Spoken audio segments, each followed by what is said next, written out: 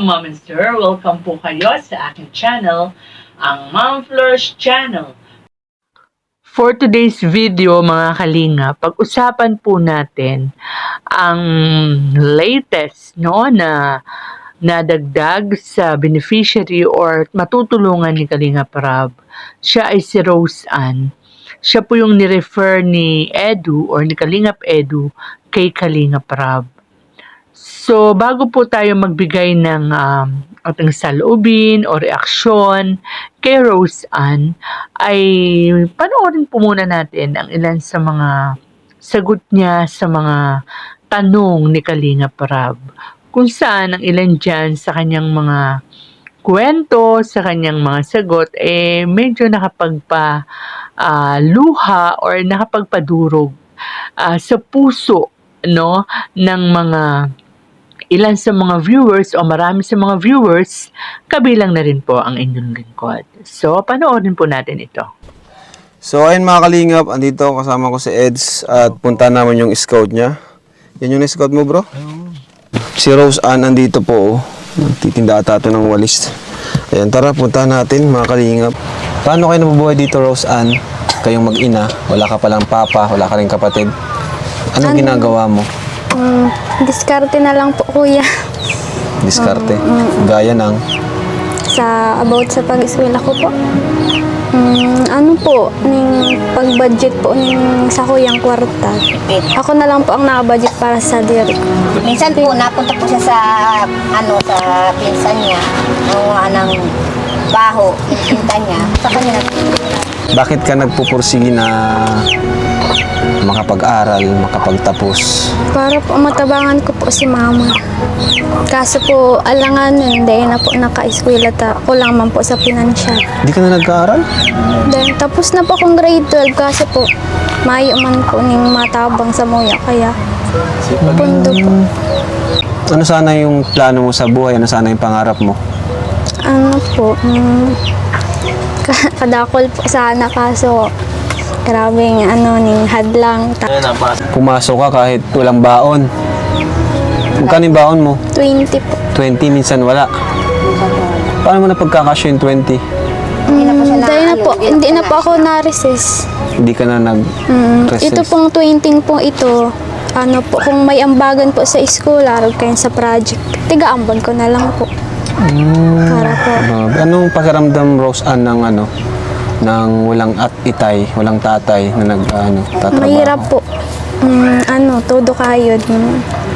Itong gusto mong maranasan na, na buhay na marangya. Tapos ngayon, dahil po, may angida po. Mahirap? Tapos yung mama mo walang trabaho, ikaw yung nahihirapan. Bakit naluluha ka, Rose? Yun ko lang po na-realize na sobrang hirap po. Nakapagtapos ako kahit pa paano. Galing mo. Sa sobrang po, kasi 3 years old, wala na po talaga si Papa. So, ayan po mga kalingap, napakinggan natin ang mga naging kasagutan ni Rose Ann sa ilang katanungan ni Kalinga Prab. Alam niyo po, hindi ko maiwasang maalala si Rachel. Habang pinanonood ko ang video na yan ni Kalinga Prab. Dahil 'di ba, tulad ni Rachel, dumanas din ng pagsubok, ng hirap, si Rachel bago siya natagpuan ng Team Kalingap. And tingnan po ninyo yung katawan nila. Parang, di ba payat din si Rachel nung unang-una siyang nakita ni Kalingap Rab. Ngayon na lang tumaba si Rachel, di ba? And si Rose Ann ganyan nga. Dala ng may 20 pesos ng baon, hindi naman nagagamit sa recess kung hindi napupunta yung 20 pesos na yun sa projects. So, talagang tiis. Sobrang tiis.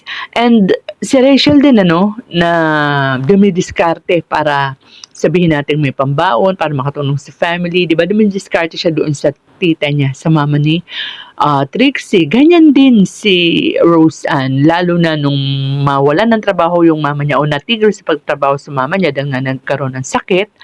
And dumidiskarte na lang daw siya sa mga kamag-anak, no? And naitanong nga ni Kalinga Prab kung ano ba yung gusto niyang o ano ba yung pangarap niya. Nabanggit niya na gusto niya talagang makapag-aral. Kaya lang, huli na nga, dahil obvious naman, di ba, dahil sa kahirapan sa buhay. And gusto niya rin daw sanang makapag-abroad.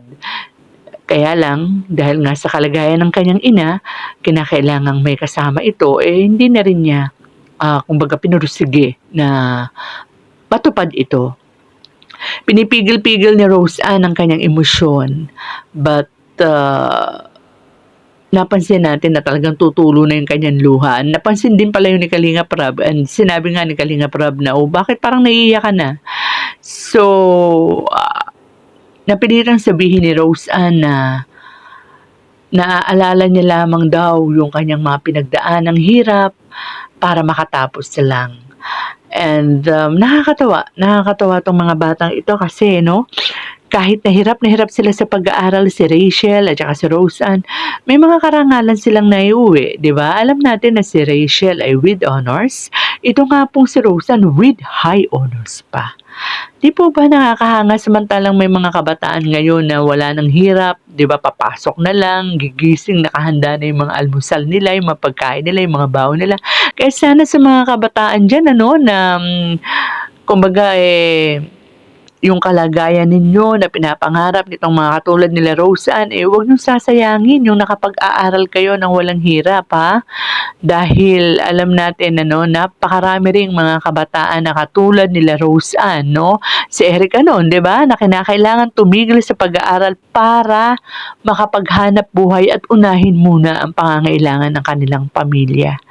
So, maraming salamat sa Team Kalingap dahil eto, meron na namang tsak na matutulungan, meron na namang isang kabataan na pihadong kahit paano ay natatanong na natin ang pag-asa para sa kanilang mga pangarap.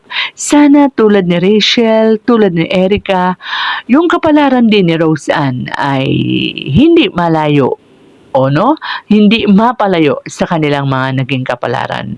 With Kalingap Team, especially Kalinga Prab around, ay nako, huwag lamang magbabago si Rose Ann, pihadong gaganda rin o mababago rin ang kanyang kapalaran. So with that, mga Kalingap, hanggang dito na lang po ang ating kwentuhan. Pakilike lang po ang ating video kung nagustuhan nyo ang ating kwentuhan at pakisubscribe po ang aking munting channel kung di pa po kayo nakakasubscribe at patuloy po natin suportahan ang Team Kalingap sa pangunguna ni Kuya Val Santos Matubang, Ate Edna Vlogs, Kalinga Prab. Salamat po! Ang pagtulong nyo ay inspirasyon sa lahat ng henerasyon.